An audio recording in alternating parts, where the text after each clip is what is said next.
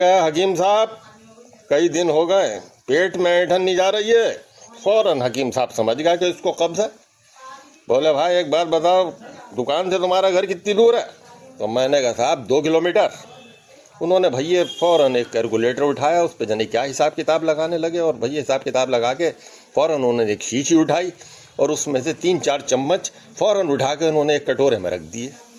फिर हमसे बोले कि काय से आए हो, कार से आए हो पैदल? तो मैंने कहा साहब पैदल। फिर उन्होंने कैलकुलेटर उठाया, उस पर फिर उन्होंने अटरम सटरम कुछ हिसाब किताब लगाया।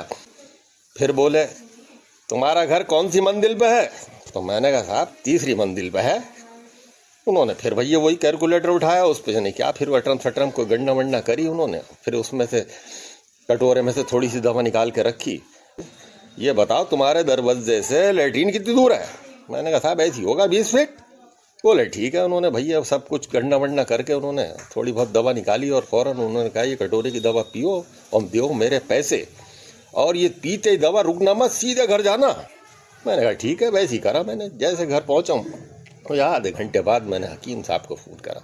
मैंने कहा हकीम साहब आपकी दवा बड़ी कारगर है, बेहतरीन, लेकिन आप कमर बंद खोलने का टाइम की गणना नहीं कर पाए। बस 10 मिनट से हम हार गए। काम हमारा पजामे में होगी।